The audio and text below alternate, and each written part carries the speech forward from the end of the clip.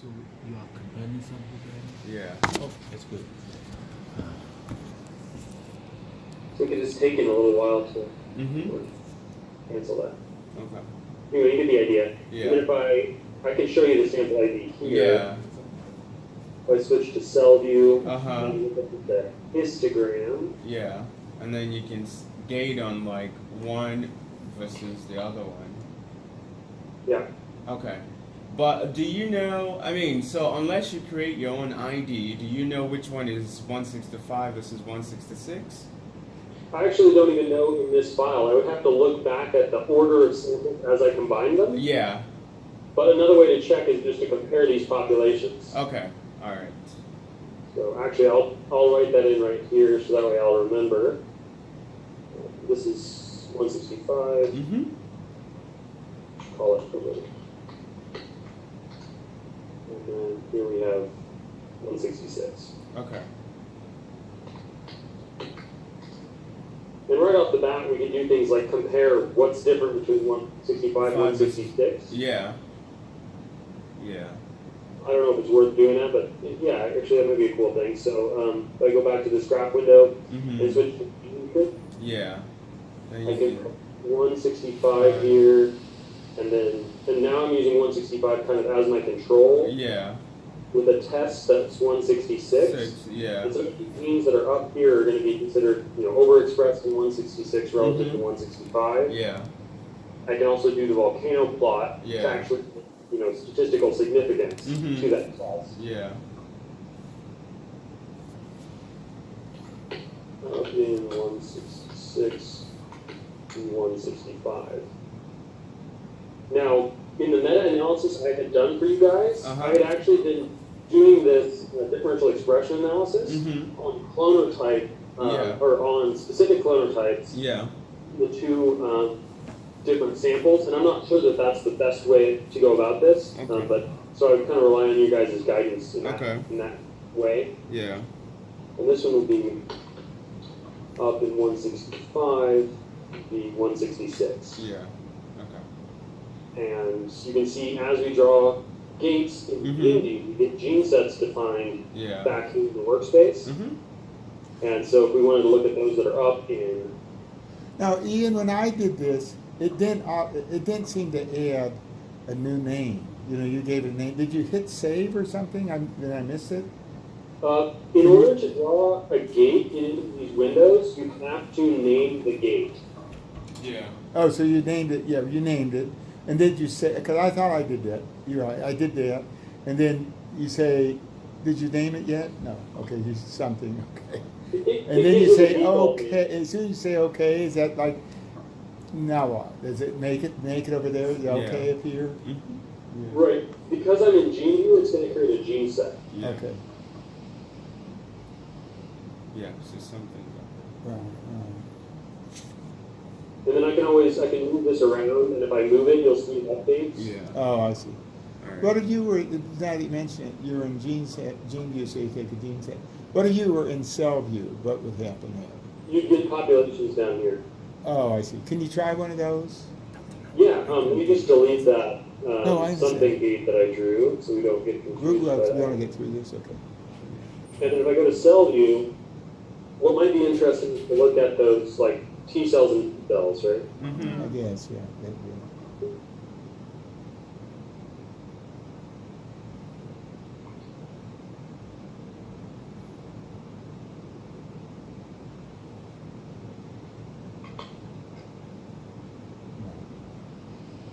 And then notice there are dots here, but they're teeny tiny, so I'm going to make them larger. So what I did is just look at CD3E gene versus Mhm. CD19. Yeah.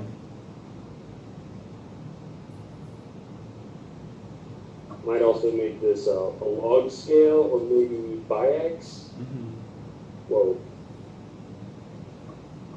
I don't like biax, maybe arcsinge. Problem with arcsinge is stuff tends to get thinned really strangely, so it might look a little funny. Yeah. Yeah, you did this last time too. And now, okay.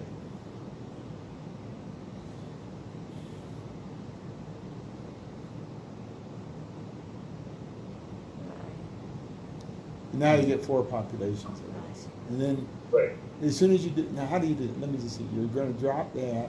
Oh, right, there you go. Okay. And then it's just because you gave it, you didn't have to save it though, right? You just plopped that thing down and it appeared in cell view, right? Yeah, it's different with a quadrant gate because it always named with Q1, Q2, Q3, Q4. Oh, I see. But if I drew like an ellipsoid gate, I'll just draw a funny one here. Then I have to name it. Yeah. Oh, I see. All right, that's easy. That's like flow Yeah. chart. Yeah. That far. And then, let's see, Yeah. if we want to visualize this data, I mean, we can use those plots the way we've been looking at them, Uh-huh. but eventually we probably want to look at dimensionally reduced space. Yeah. Right. So that's where we were doing the high dispersed genes. Mm-hmm. So if I go back to dimensionality reduction, we can try principal component analysis. And these are just kind of like the initial steps I take with most analyses right off the bat. Yeah.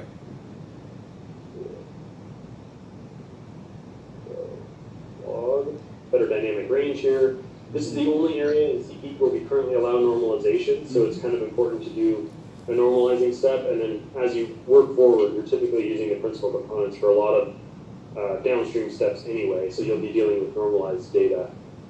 Yeah. And then this is the amount of variance described by each principal component. Mm-hmm. Usually, what is like the lowest percent of variance that you usually include in downstream analysis?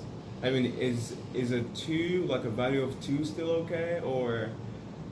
In my experience, 2 is still pretty high. Okay. Like, it would tempt me to include maybe all the way up to 20 or more principal components. Uh-huh. But it varies greatly based on the data set that you're utilizing. Okay. So in practice, anything above maybe 15 typically has diminishing returns. Yeah. But really, there's nothing stopping us from taking 20. Okay. That's probably fine. All right. Right, I can see they don't add much. You said 15 before, I think, somewhere. Okay. Yeah, 12 to 15 is my normal number that I usually choose from. So now, if you wanted to get, we suppose we like a particular population. Same thing, you draw a gate. Let's say you want to find the population here, and you want to move it over, and you want to look at that cell, and then you want to look at the Het B region. So you just draw a circle around the cell, and then you save it, draw like upper cells, like those ones on the upper right. No, we do. That's later. Yeah, so No, if you want to just say just the upper right one, or those, yeah. So then you just give it a name, and it'll pop over there, and you're in cell view, so it'll appear. Yeah, okay, population. yeah, exactly. Although, I don't know, there may be cases where you want to do this. I wouldn't always draw gates on the dimensionally reduced parameters. I would typically try and use some unbiased clustering technique. And we did go over that a little bit last time too. So if I select this population of interest, and I've already got the phenograph, for example, clustering algorithm set up here, I can go ahead and set this. I'll make a really large K number, so we get only a few clusters from this, hopefully. And then select my principal components I want to feed in there. It should go through and perform the phenograph clustering automatically, so I don't need to draw any gates that might be biased by my human eye. Yeah. Because this is really trying to represent populations within a space that has tens of thousands of parameters. Where did your result go that you just did? It's still calculated. Yeah. Oh, I see. Okay. Ian, I was having problem with the phenograph plugin. Okay. So I just realized that I was selecting all the genes. Like when it pulls up that dialog log. But usually, like what happened was whenever I click on the population and then try to use the plugin, then what would happen is that it would give me an error. I think, first of all, it was saying that I needed to install Phenograph in R, but I already installed it. So that was one problem. And then, I don't know, somehow I got over that, and then Another problem that it kept giving me was that there was no output. Okay. The plugins can be tricky to troubleshoot, especially by oneself. Yeah. So for that, I mean, we won't want to do a separate session to really figure it out. Okay. If you wanted to test whether or not you got Phenograph correctly installed in R, one thing you can do is type in this command, library, and you put in whatever it is you want to check for. So in this case, I'll put Phenograph. It's really important that the capitalization match between the two. Yeah. Nope, it already gave me an error. Yeah. I might need to type in the whole thing. Right. Yeah. I mean, but that's okay. We can move on with the. Well, there is one thing. I think he's not getting, your Phenograph isn't working either, right? But it's working, it's just calculating. Oh, We I might see. even put some, Because I wonder if it's, because I get this sometimes, I wonder if it's not working or it's just taking a long time. it depends on the plugin you're running. Some of them get really good feedback from the console. So let me see if I can find my console window here. Oh, there it is. So this is only showing what we did previously for principal component analysis. I can already tell. Yeah. But oftentimes there'll be output here in the console that tells you, what's happening with the plugin. Yeah. So yeah, obviously it sounds like you've already got these instructions and you're kind of following them to the letter, and that's really good with the dies. But if that's still not working, definitely let's look more closely. Okay. And probably the first thing we would want is the output from console in that. Okay. All right. You may have good information on that. Okay. But is it working for you? It doesn't seem to be working there either, unless it's taking a real long time. Well, you do have to be patient with a lot of these things, and in this case, I chose a 300. pay number that's excessively high, 300. Yeah, I was thinking of that, because can you just, maybe for sake of illustration, pick a low one? Low case? Yes. I don't want to necessarily stop this one. I'm hoping it'll finish any moment now. That might be a good point. The only thing is, I don't want to develop too many populations because they'll probably be meaningless. Right. And as we go into, it's kind of nice to see these populations within that BPA Explorer. Oh, yeah. As long as they are nice populations. In fact, well, I'll give it another minute. I think if there's anything else we would want to show immediately before jumping into that. Well, I guess no. I mean, you Well, already like the 165 and 166.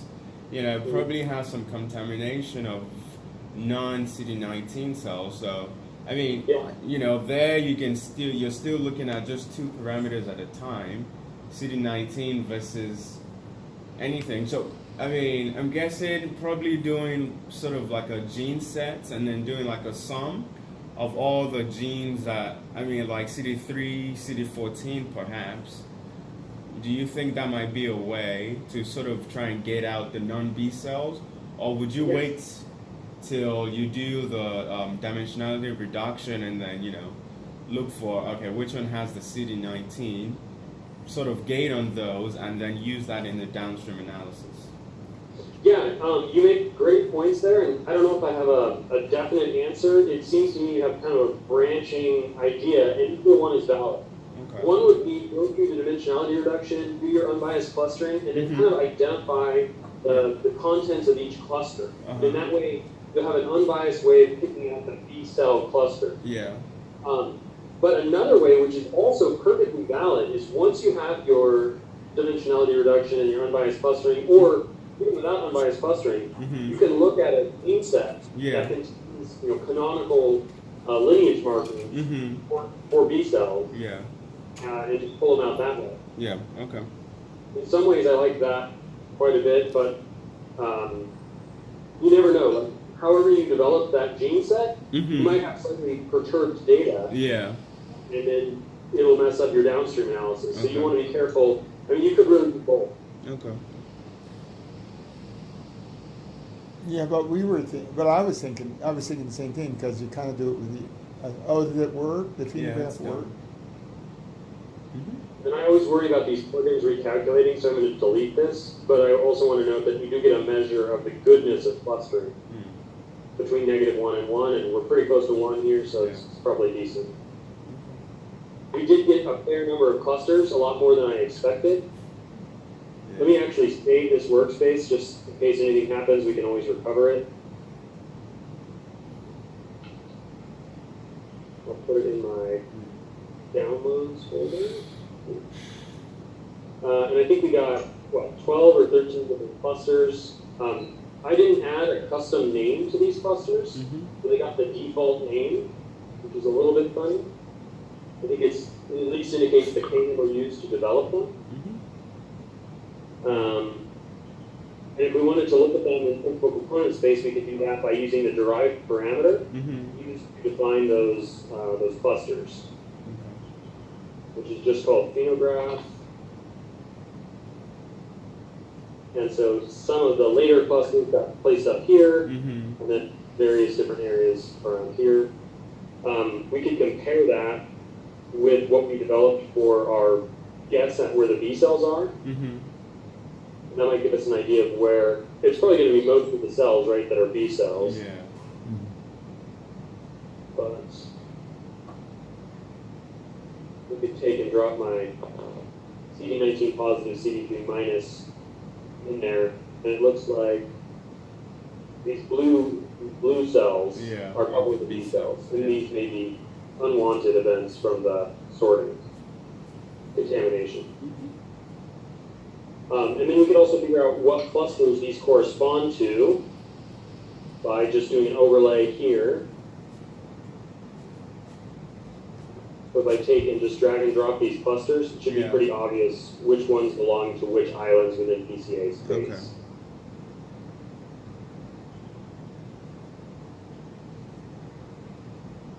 So This analysis or visualization window you just opened up, I forgot how It's to, just layout.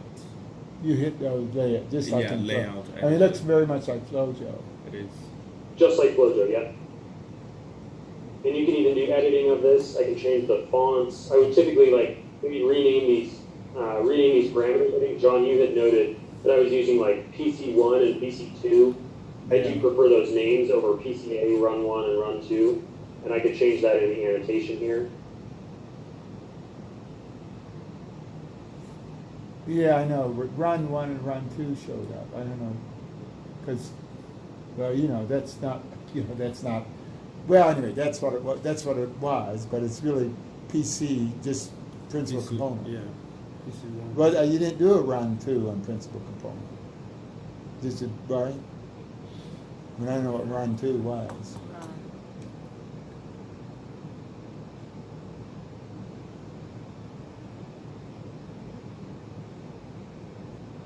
Hello? Did we lose him?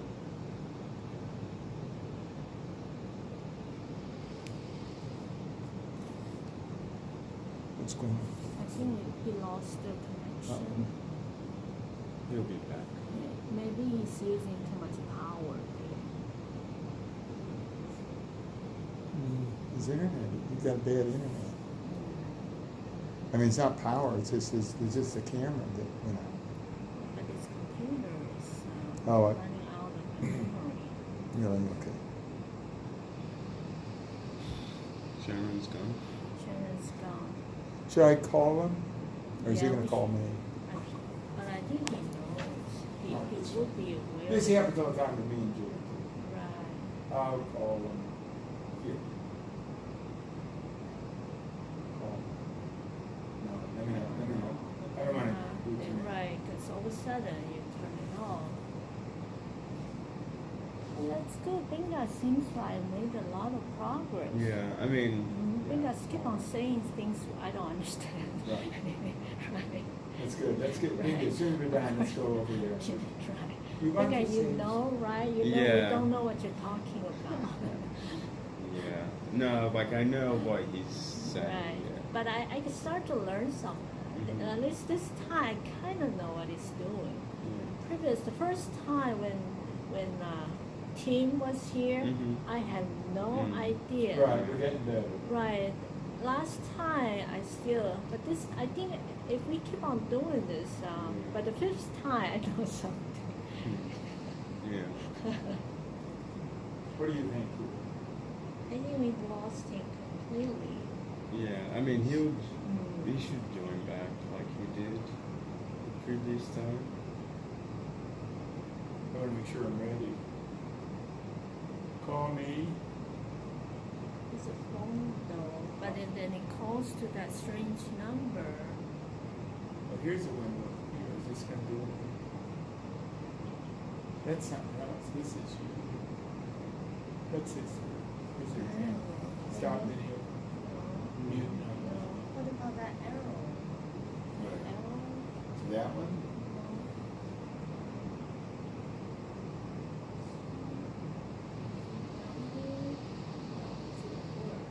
What were we using to call?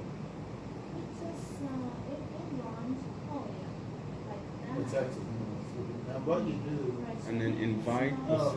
participants. now we're still, Right, No, we're still talking, but we need to right, invite but- him. But, well, the thing is, he get in himself, Yeah. but I think he lost signal.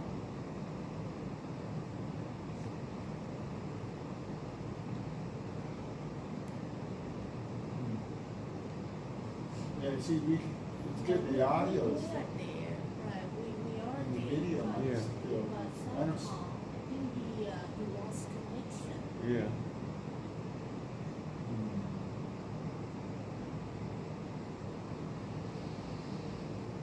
just want to make sure we're ready to receive. Right. This time we are okay. Last time we made a huge trouble Mm. because we went downstairs and Mhm. it doesn't have that audio Mhm. video thing.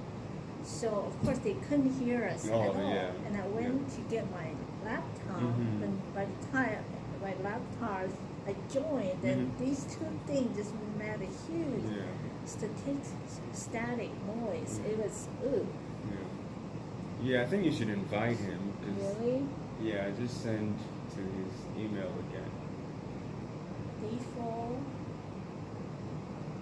Yeah. I don't know what the, Default mail is fine. it's security. Oh, you have to set it up. We're on for it. Is it? Make sure it's on next week. Yes, one, we don't want the blizzard. Yeah, Here, you're changing emails right here. Yeah, but I didn't do. You almost sent, but yeah. I think he just lost his internet. I think.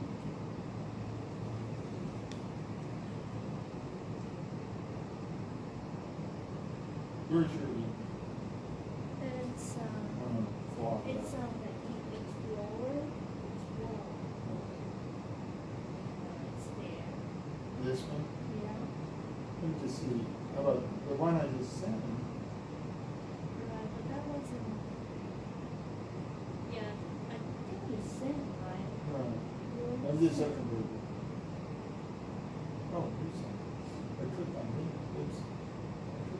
This is. Oh, I see. It's stuck on. Right, that's. I'm gonna, not that that'll do anything. Right. So, Right. Because Papa's a kind of well. let me just do this. I'll do something. Okay, you're there. Somehow, I don't know. They can always get in from a totally different website, right? Get what? Do we have that? No, I don't think you do. We don't. Yeah. So how? What's yours? Oh, it's a Blazer. How come we don't have I that? think students. Only students? Oh, why?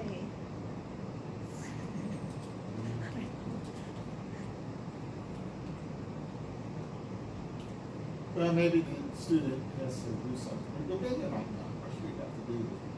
I'm gonna send this.